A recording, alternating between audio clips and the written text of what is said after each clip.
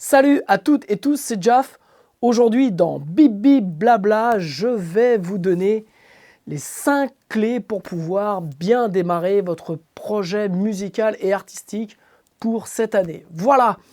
En attendant le visionnage qui va être bien entendu passionnant et très enrichissant, je vous invite à cliquer sur le petit bouton abonnement et sur la petite cloche afin d'être notifié à chaque fois que je sors une vidéo. Voilà, on se retrouve donc après le jingle pour parler des 5 clés qui vont vous permettre de bien démarrer votre projet artistique et musical pour cette année. A tout de suite.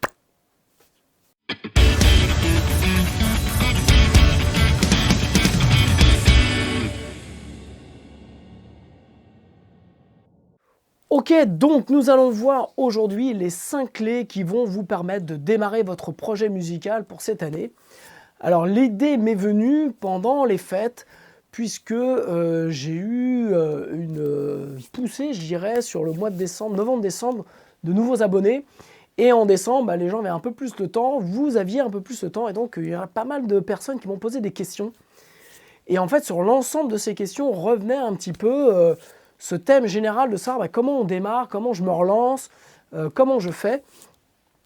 Et donc je me suis dit que ça pouvait être utile de vous faire un petit bip bip blabla sur ce sujet. Alors, je vais essayer de le faire court, je vais essayer de le faire simple. Je vous conseille d'attendre la fin du tuto puisque vous aurez une surprise et de taille, voilà, pour ceux qui attendront jusqu'à la fin du tuto. Alors, la clé numéro 1 pour pouvoir bien démarrer votre projet artistique et musical sur cette année, c'est bien entendu la chanson. Voilà, ça va vous faire rigoler peut-être. Vous allez me dire sûrement, ouais, mais moi des chansons, j'en ai plein et machin. Ouais, mais sincèrement, je vous conseille quand même de vous poser et de faire le point sur l'ensemble des titres que vous avez, enfin, d'en choisir 1, 2, 3, 4, 5 parmi tout ce que vous avez, mais vraiment faire un tri et de choisir les titres sur lesquels vous allez travailler, et notamment le titre qui va être le plus porteur, le deuxième titre, enfin vraiment de commencer à les classer un petit peu pour connaître leur ordre d'importance, notamment par rapport à la stratégie que vous allez mettre en place autour de ça. Voilà. Donc, ça peut vous faire rire de dire ouais, la clé numéro 1 c'est la chanson, mais je vous rappelle peut-être que si vous avez besoin, une bonne chanson peut vous emmener très loin, une chanson moyenne peut aussi vous emmener très loin, mais ça va vous coûter beaucoup plus cher. Voilà. Donc, la chanson a toujours ce pouvoir d'attraction, ne vous méprenez pas. Les gens écoutent une bonne chanson, ils ne regardent pas un clip avec des explosions, avec tout ça. Enfin voilà, c'est pas tout l'enrobage que vous allez mettre autour qui va faire que la chanson va mieux passer. Si c'est une bonne chanson, elle glissera toute seule. Voici pour mon conseil numéro 1. La clé numéro 2, c'est d'arrêter de procrastiner. Alors, procrastiner, ça veut, j'imagine que vous savez ce que ça veut dire, donc c'est arrêter de glander, les gars. On a tous cette propension à aimer la glande, mais plus vous glandez, plus vous repoussez au lendemain quelque chose que au final vous avez peur de démarrer. Voilà, je peux vous le dire parce que je suis comme vous, hein, j'ai exactement la même chose. C'est-à-dire que quand j'ai peur de quelque chose que j'ai envie de faire, ce que je faisais avant, c'est que je repoussais, parce que j'avais peur forcément de démarrer quelque chose, une nouvelle chanson ou un nouveau projet. Et en fait, aujourd'hui, pour moi, la peur est un bon indicateur. C'est-à-dire que quand j'ai peur de démarrer quelque chose, c'est que je me dis, faut que j'y aille, parce qu'en fait, c'est comme quelque chose de naturel, parce que vous savez que vous allez vous exposer, vous allez vous mettre un petit peu à nu, vous allez sortir de votre zone de confort, et donc vous allez donc vous faire peur, mais la mise en action, est le seul moyen de pouvoir faire disparaître la peur. Et plus vous repoussez ce moment-là, plus vous vous enfoncez dans une procrastination qui, au final, vous rend malheureux et au final, qui ne vous satisfait pas, bien entendu. Et le seul moyen de casser la malédiction, si je puis dire, c'est vraiment de se mettre en action et donc d'arrêter de procrastiner, d'arrêter de glander devant Netflix et donc de se bouger le cul joli. Voilà pour la clé numéro 2. Ok, la clé numéro 3, c'est de vous fixer une deadline. C'est super important, ça veut dire sans deadline, vous allez étirer le temps. Vous allez vous dire, ouais, mais bon, je suis un peu fatigué, j'ai mangé un peu trop de galettes, donc je ne vais pas le faire tout de suite, ça peut attendre. Et puis passer des coups de fil pour des concerts, ouais, ben là, mais non, mais de toute façon, là, c'est pas le bon moment. Bref, si vous ne vous mettez pas de deadline, vous n'allez pas avoir ce petit tic-tac, tic-tac, tic-tac dans votre tête, cette petite mélodie du temps qui passe, qui va vous rappeler à chaque fois que c'est le moment pour vous de vous mettre en action. Donc, clé précédente, mais parce que vous avez une deadline. Voilà, la mise en action est une chose, mais vous devez avoir un début, vous devez avoir une fin, et ça, c'est ultra important.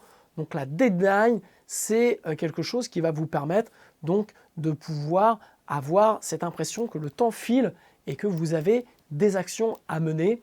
Et donc, c'est très important puisque en fait, c'est ce qui va vous permettre aussi d'avoir, vous mettre un objectif qui va être mesurable et quantifiable dans ce laps de temps entre le moment où vous mettez en action et le moment où vous avez décidé d'arriver à votre objectif.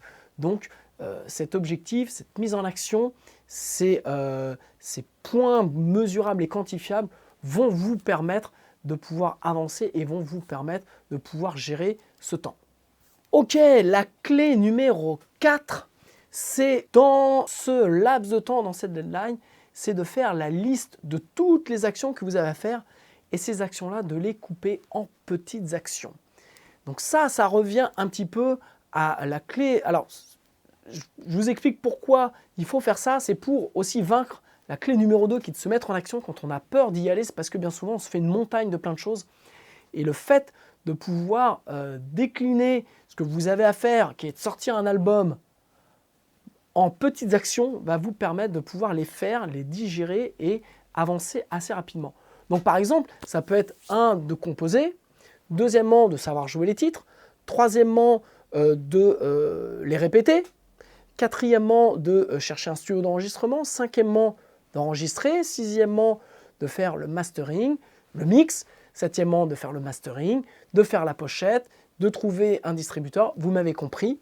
Voilà, là, vous avez saucissonné votre projet en action réalisable et donc vous pouvez les mesurer, les quantifier et savoir ce que vous avez à faire. Chaque action que je viens de vous dire peut être redivisée en sous-actions, c'est-à-dire que trouver un studio d'enregistrement, ça va être, par exemple, je prends l'exemple de trouver un studio d'enregistrement, ça va être de regarder les studios d'enregistrement par exemple dans mon département, ou les studios d'enregistrement sur des albums que j'ai aimé, donc aller regarder où ils ont été enregistrés. Ensuite, l'autre action, ça peut être de les appeler.